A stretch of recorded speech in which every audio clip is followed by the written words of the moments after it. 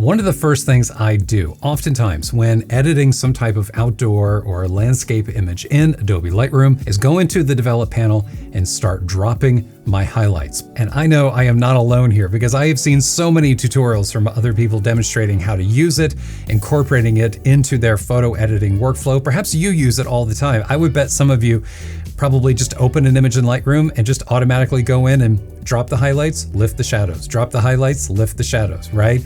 I mean, especially in landscape and outdoor photography, it's a pretty common thing to do. And with good reason, because the highlight slider is a very powerful and effective tool for doing what it was designed to do, which is retain highlight detail in the brightest tonal regions of your image. When everything is kind of pushed up against the far right side of the histogram, when you pull that highlight slider back, it pushes those bright tonal values down to help recover more detail, to bring down the luminosity and the brightness of those particular areas. But in my experience, sometimes the highlight slider can actually do more harm than good. Let's jump into Lightroom here and I'm going to show you what I'm talking about. Okay, so this is our example raw file here. Nothing has been done to this image yet. And the first thing I want to do is just bring down exposure just a little bit because I did overexpose this image just a little bit in camera. Okay, so let's talk about the sky. Now the sky especially in outdoor landscape photography, very important and oftentimes problematic thing because it is oftentimes the brightest thing in your shot. And this is one of the big reasons why people bracket their exposures. But, let's say that, you have a sky in your image like this one and you want to bring down its brightness, you want to reveal more color, you want to even out the tonality in your image. Well, obviously the best tool to be doing that is the highlight slider, of course, right? So we're going to grab highlights and we're going to bring this down. I'm just going to keep pushing it and let's just park it right about there. And as you can see, it did a pretty good job of lowering the brightness of the sky, bringing the tonality of the whole image like a little bit closer together, brought a little more color out of the sky as well. Let's add a little contrast now.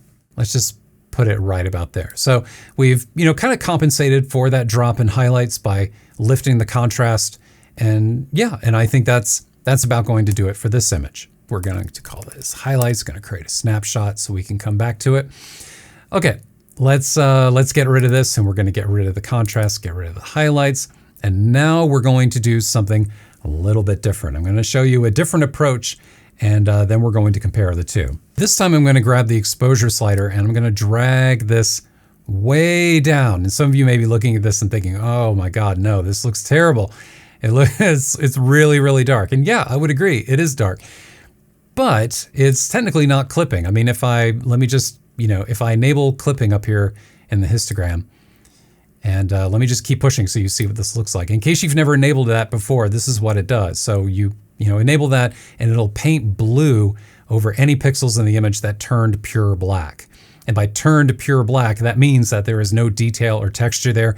It is effectively just like a black hole in your image. There's nothing there. Any detail or texture or data that was there has just been totally lost. So we don't want that. So that's not a good thing. So let's bring exposure back up. And I think just right around there will probably do. Now, obviously we've compressed our shadows pretty far down and we've lost a lot of detail down in here. Well, we can compensate for that by grabbing the black slider. Let's grab blacks and I'm going to pull this up and I just max it out at 100%. And now you can see we've brought back a fair amount, not all of it, but a fair amount of the detail that we lost by just being really aggressive with our exposure. But the thing that I want you to notice here is the sky. Take a look at what's going on with the sky. It's a very similar thing to what we saw before by dropping the highlights, except now we effectively accomplished the same goal by lowering the overall exposure of the image. But I think we reduced it a little too far. So what we need to do now is we need to pull it back, almost like imagine like a handle attached to the right side of the histogram. And we're just going to start pulling everything back this way. And to do that, we're going to use the white slider. And whites controls the white point, black controls the black point. And we're going to grab whites here and we're just going to start moving this back towards the right. And watch what's happening with the sky. See how it's coming back to life again? And let's see. I think somewhere right around there. Right around there looks good to me. Okay, so with that, we have now achieved a very similar goal, except instead of using the highlights and the shadows slider and contrast, we used exposure to bring everything down, and then we used black in order to bring those darkest shadows up, and then we used white in order to create contrast. However, there is one very notable difference between these edits, and some of you out there have probably already picked up on it. You probably know where I'm going here, but the big difference here is color. Let's jump back to that first edit so you can see what I'm talking about. So first, let me save what I've got here, and I'm just going to call this edit 2. And actually, I should have named this edit 1. That probably would have been better. Okay, so edit 1, edit 2. Edit 2 is the one we just did. Let's take a look at the first one. So let's click back to edit 1 and then back to edit 2. Now, do you see how much richer and deeper the color is in edit 2 compared to edit 1? I mean, it's a pretty notable difference, especially like in the mountains back here in the background. You can see it in the shadows as well, and you can especially see it in the sky. And let me just, let me zoom in here, and let's take a look at one particular region. Let's just take a look at these clouds up here. So again, this is the edit that has the dropped highlights and the lifted contrast. And then let's take a look at the second version. In the second version, you can see that there is just more like pinks and magentas in these clouds up here, in these bright tones, compared to the first image where they just look kind of gray. They look rather flat and kind of dead and kind of lifeless. Now, in order to compensate for this, I mean, a common approach is to come in here and, get your vibrance, and you can pull up your vibrance. And, I mean, that's one way to, get something similar to what we're, looking at in the second. But the thing to remember, and let me just, update this so I keep those changes, is that, like, this is natural. Like, this is far more natural, and it was achieved just by, manipulating exposure, whites and blacks. It was not achieved by pushing highlights down and then trying to infuse those neutrals with more color. Like, do you know what I mean? Like, it's always better to be working in a subtractive fashion where, you're pulling things out of the image instead of injecting things into it. It's kind of like applying a vignette to an image.